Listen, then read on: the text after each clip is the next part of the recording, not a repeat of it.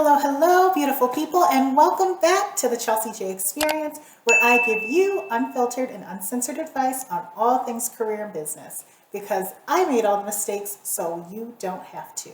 And today we are talking about one of the more popular episodes on my podcast from last year, but I actually want to add some things in and I want to bring it to you all again, just in case you need to hear this. So today we are going to talk all about overcoming quitting guilt. Yay! We're going to do it today. Okay, so first of all, have you ever heard of quitting guilt? And it's actually something that I made up. It's not official, but it's one of the things that I experienced during my career. And I'm pretty sure that I'm not alone. So that's why I want to bring it to you guys and kind of talk about it and dissect this whole thing and talk about what you can do to get over feeling guilty about quitting a job. So let's dive right in. You ready? Okay, so here we go. Now, we should probably define quitting guilt, okay? So simple terms is you feel guilty when you get that new job offer and you're able to move, but you have to go and tell your boss. But for some reason, in the pit of your stomach, you feel bad. You're excited, but you feel guilty, and you start second guessing and questioning your decision or whether or not this is a good idea. Have you ever felt like that? I have felt like that a lot. Even when I've worked with bosses that I couldn't stand, or at a salary where I knew I could make more, I would turn around, go to the interview. I'd be like super pumped up, like, yeah, I'm gonna go in here and kill it. Okay, got in there, killed it. A couple days later, got the call with the offer, and it would be more money and better benefits. But I'd be like, oh no, I have to tell my supervisor that I'm leaving. And sometimes it was harder for supervisors I liked, but more than anything, I felt guilty about leaving my team members. Like, oh no, I'm gonna leave and I've only been here for like a year and they're gonna have to replace me, and somebody else is gonna have to come in and learn all this stuff and go through all the bumps and bruises of getting acquainted. And I just made up all these different things to feel guilty about whenever I finally got that job offer.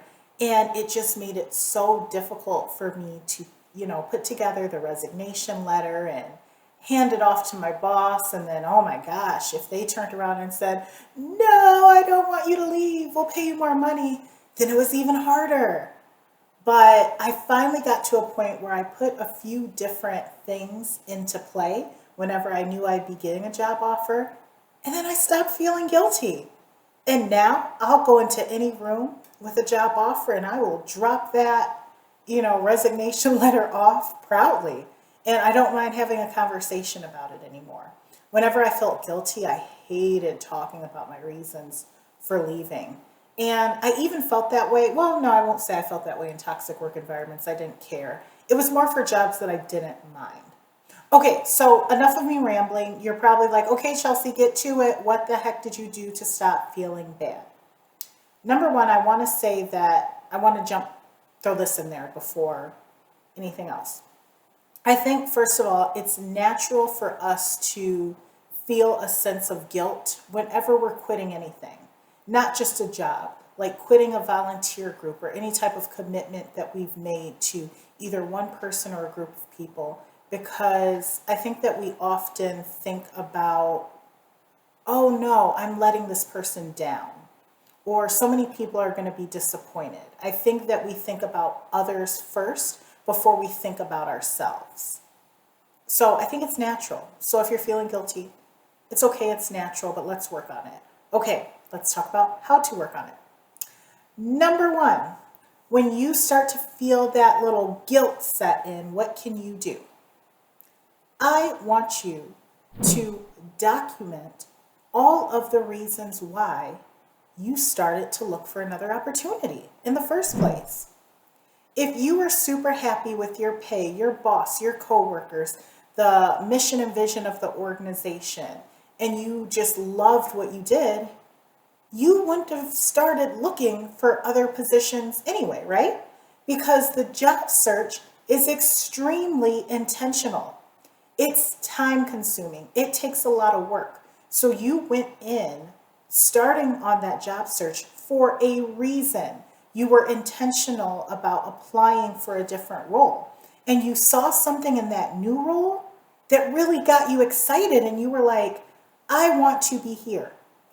A lot of the times, whenever we go to, turn in our resignation, we forget about all of the stuff that drove us to this decision.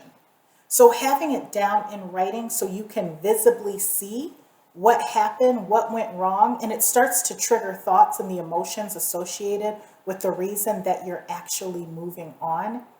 When I tell you it helps tremendously, it helps. I remember being in a role where I really, really, really loved my boss, just enjoyed her as a person, but I could not stand the director. Like, the director was just, ugh. It was a very hard personality to deal with, right? And whenever I got a different job offer, I felt bad because I'm like, oh my gosh, I'm leaving her here. And I actually enjoyed working with her, and I've only been here for about a year and a half, so I'm letting her down. But what I did, and I'm super happy I did it in that position, is whenever I had like a toxic situation or something that made me feel really uncomfortable, I wrote it down. So by the time I had this job offer, I actually had a journal of things that had happened to me while I was in that role. And just reading over that, I was like, oh yeah, I can't stay here for another year or two. I can't even stay here for 3 more months. Like, this is a mess and I didn't deserve any of it. So being able to reflect on what happened and my reason for leaving in the first place helped tremendously. The second thing that you need to do when you start feeling guilty is think about your personal and professional goals. What does your future look like, right? What does the next 1 year, 2 years, 5 years look like for you?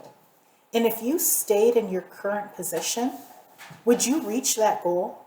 Would that be part of your overall plan? If it's not, that means it's time to go. It truly is time for the next chapter. And that's okay. You have to be okay with putting yourself first, because you have to remember that this is your life and you have a right to live it out the way that you want to. And keeping that in mind really started changing the game for me, because I'm like, I'm responsible for my decisions. I'm responsible for where I go. And I have to wake up and be comfortable with the decisions that I made and happy with where I'm working in the future. So keeping that in mind helped me easily kind of move away from that guilt and be able to move on. All right, so the third thing that you need to do is really change your perspective.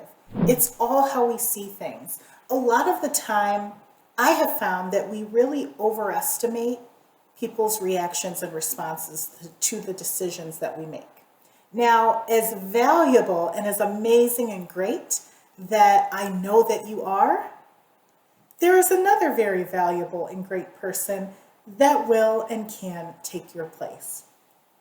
I know that we often think, oh no, like my boss is just going to be so distraught, my coworkers are going to be so upset with me, and the work will never get done.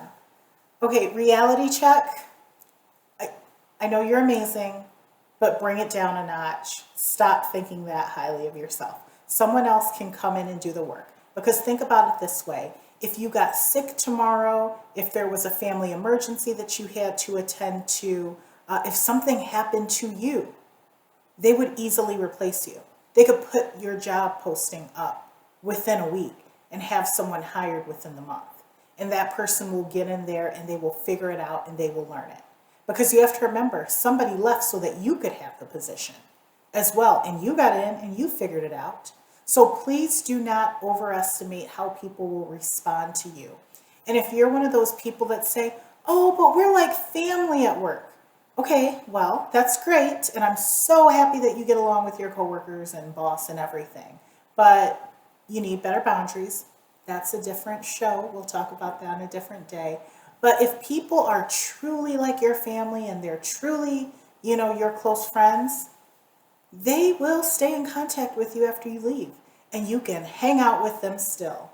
A lot of people have the misconception that their work friends are their best friends. And oftentimes, I don't know if you've already experienced this, I definitely have. I've had people that told me, oh, we're best friends, we're going to keep in touch forever when you leave. And then I haven't heard from them, it's been 3 years, right? So trust me, if people love you that much and if you really have a strong connection to those people, the work environment won't make a difference when it comes to your friendship. So those are the 3 things that I started to keep in mind once I started feeling guilty or, felt like, oh no, I have to stay and all of this. No, put those 3 things into practice. Remember to write down and think about and reflect on all of the reasons why you are leaving in the first place. Make sure to kind of change your perspective and put yourself and your goals and your future first, because you owe it to yourself and you are who matters in this equation at the end of the day. And don't overestimate other people's feelings, right? And have an understanding that these people aren't going anywhere. You can still hang with them. You can still keep in touch. You can still volunteer with the organization or whatever it is you feel like you need to do to stay in contact. And most importantly, they're not going to be mad at you. They probably wish they could leave too, if you want to be real about it. But anyway, I hope that that advice helped you. Please, I am praying for your next job offer, and I'm praying that you don't feel guilty. I'm hoping that you crip walk right on in there or do your little shimmy or whatever it is you do, and you proudly give your 2-week notice. Let them know, hey, I will, document as much as I can before I leave. I will give you my contact information, not so you can contact me about this job, because you definitely don't want to get in a situation where you're doing work for your old employer, but just to keep in touch if people want to do that. And I wish you well on your next adventure because you deserve it, okay? All right, thank you so much for tuning in again. Please don't forget to like, share, and subscribe. And until next time, bye.